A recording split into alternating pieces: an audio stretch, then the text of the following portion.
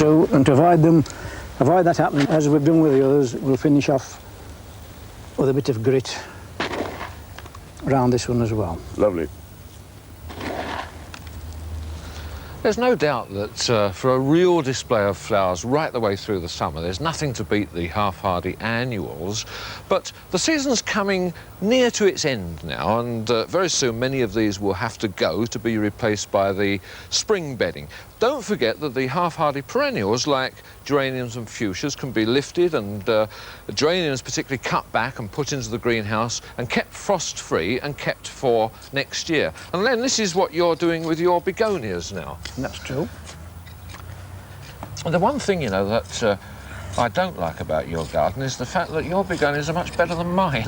Now, why is that? Well, it could be that, Jeff, that they're second-year plants of these, and I keep my begonias from one year to another. I always think the second-year plants do better than those grown from seed. What I'm actually doing is taking this one up, and I'm going to pot this up. Before I do that, knock a bit of the soil off, cut it back to about an inch from the soil level. A little bit of peat in the bottom. Put it in, trim it off. Just finish it off with a little bit more peat. Shake it down, and then before you put it into the greenhouse, just give it a spray with a fungicide. Because apart from keeping those for next year, you can also, if you keep them warm, grow them on as a pot plant for the winter, can't you? True, So, exactly. it's well worth keeping those. Yeah. Well then, a great garden, and the thing that's really opened my eyes is the fact that you've solved the problems of having a very small plot and a very peculiar shape too, and shown that with a little bit of careful thought at the beginning and the willingness to be flexible afterwards, that you can build yourself, even in a small space, a really attractive, interesting and absorbing garden.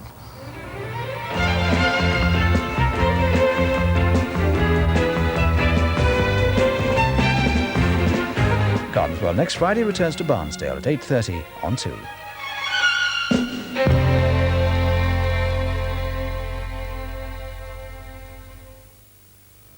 After the 9 o'clock news now, BBC One in 25 minutes begins a new season of Friday feature films with Black Sunday, a tense thriller with Bruce Dern, Robert Shaw and Marta Keller involved in a terrorist plot to assassinate the United States President. And in a moment on 2, our final date with the comic strip heroine Jane.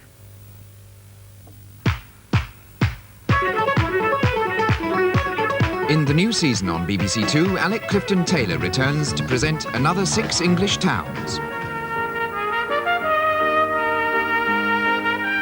He travels from Whitby to Cirencester, Devizes to Bury St Edmunds, and Sandwich to the cathedral city of Durham.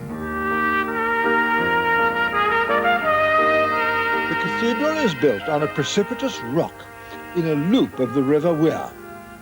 Not surprisingly, this is where the Norman bishops erected on a high artificial motte or mound their keep. And it's on this rock-girt peninsula that most of the appeal of the city of Durham resides.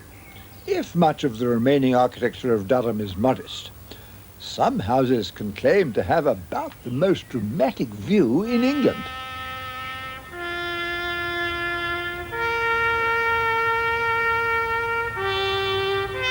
Another 6 English towns starts on Sunday at 8:05 on BBC2.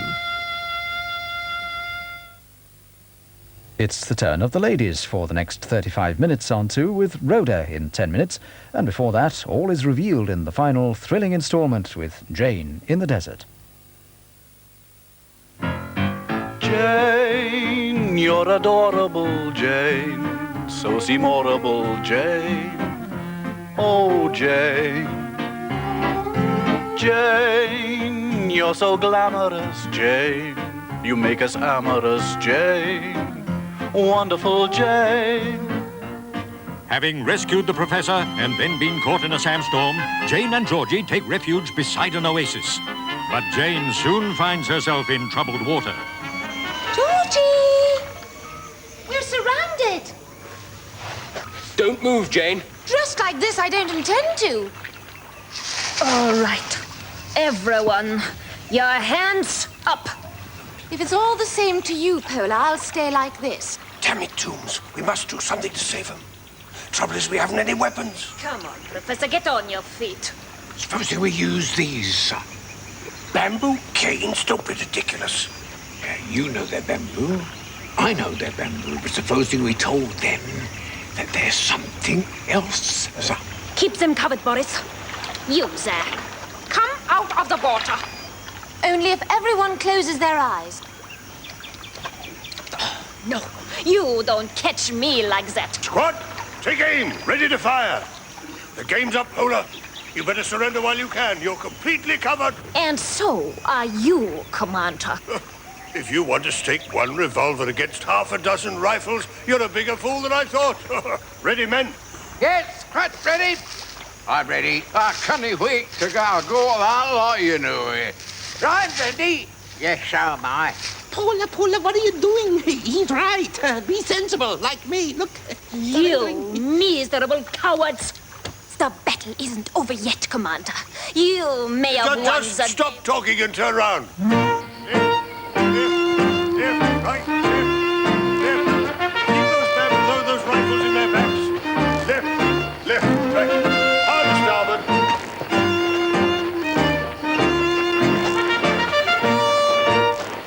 All right, miss, you won't need that bit of bamboo now. Bamboo? Paula, you let them trick us. That's right. Thoroughly bamboozled. That's rather clever, one. Bamboozled. Yeah. I think it's time we got you in out of the sun. So. Well, I think we can safely say, Georgie, that we've come out of that with flying colours. Cheers, sir. Hello, who's the gorgeous filly with crankshaft? Oh, Jane! Damn it, I didn't recognize you with your frock on. You look beautiful, darling. Yes. Gentlemen, I've finished checking all my equipment. Yes, I couldn't help noticing. There's a bit of a pong. Is everything all right? Everything's working splendidly. If you care to follow me, I'll show you what this has all been about. Yeah. Of course, you see, the actual process itself, Commander, has been known for many, many years, you see. But nobody has ever thought of using this as raw material. Good grief, man, it's nothing but a great big pile of dung, Commander. Egyptian camel dung. I thought they only used that stuff for making cigarettes. I discovered that Egyptian camel dung, Commander, dung, creates a most volatile methane gas. A simple conversion, and all our aircraft could fly on it. So you mean, even if Adolf's Brigade does cut off our supply of oil... Our planes can still go on flying. Well done, Professor. Well, we've just converted an old Dakota, and we're flying her back to England tomorrow. And if you care to join us on its maiden flight, I should be delighted. I hope that formula of his works. Yes, so do I, Toombs. I've just volunteered to fly it. Really? The prisoner's last request. Please, Popsy, a final cigarette.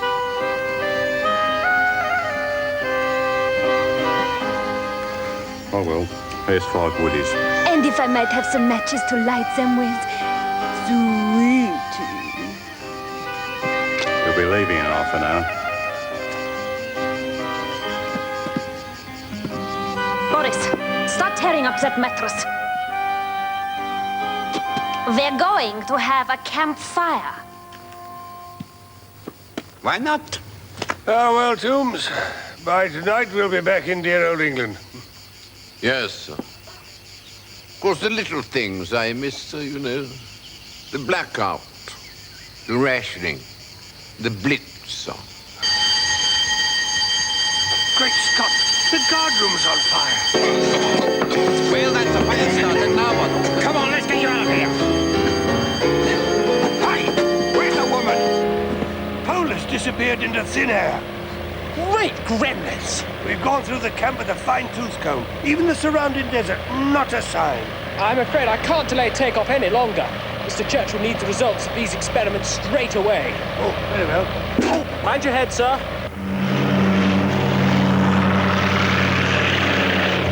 Cheer up, Commander. At least we've got 2 of the spies. And And you did foil Polly's attempt to get the secret formula. That's true. Besides, Georgie and I are getting married. No. You know, I'm not cut out for this spying business. I'm a simple assassin at heart. Keep quiet, I'm thinking. Psst. What is it? What is what? You psst me. I did not psst you. Psst. There you go again. Shut up, the pair of you, and listen. It's Paula. Yes, and we're going to capture this plane and fly it back to Germany.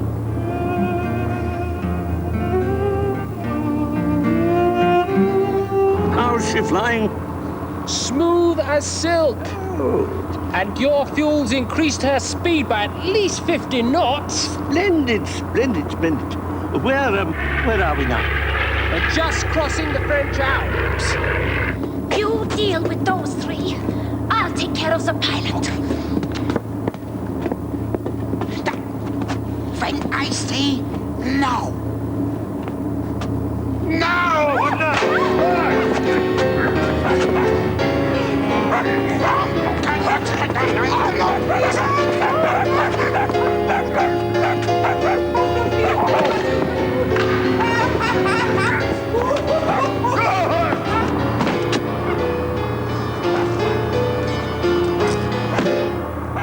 Look, I see just what is going on. You are sweetie.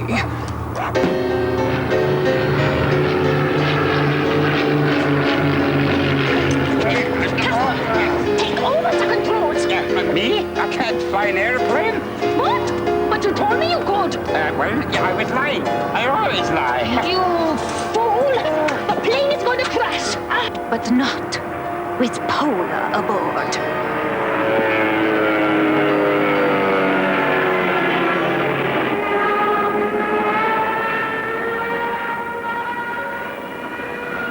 Happy landings, Popsies!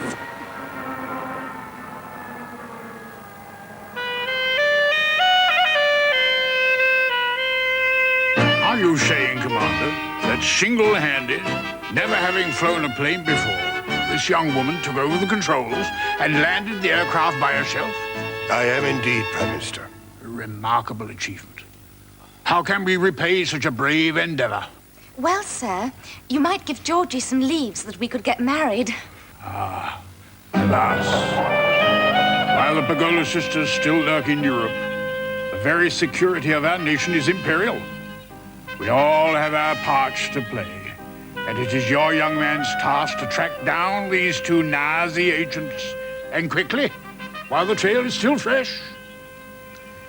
I understand, sir.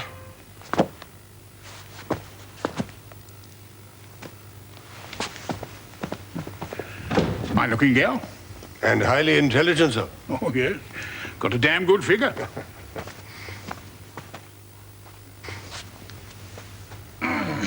Oh, waste not, want not, eh, sir? I don't think you've quite got the thread, Commander. Huh?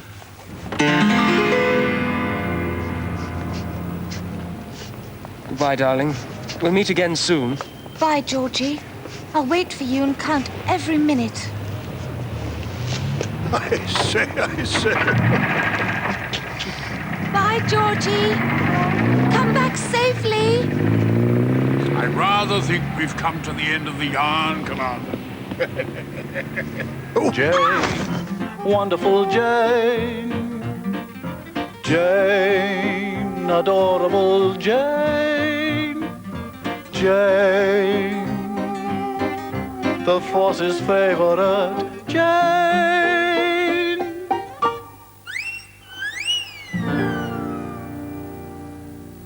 Well, if you missed any of Jane's exciting exploits on her undercover assignment in the desert, fear not. There's a bumper edition of the whole adventure on Sunday at 7:15 on 2.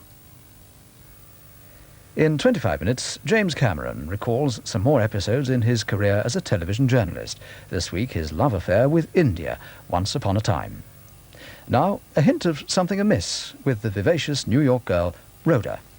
My name is Rhoda. Morgenstern. I was born in the Bronx, New York, in December 1941. I've always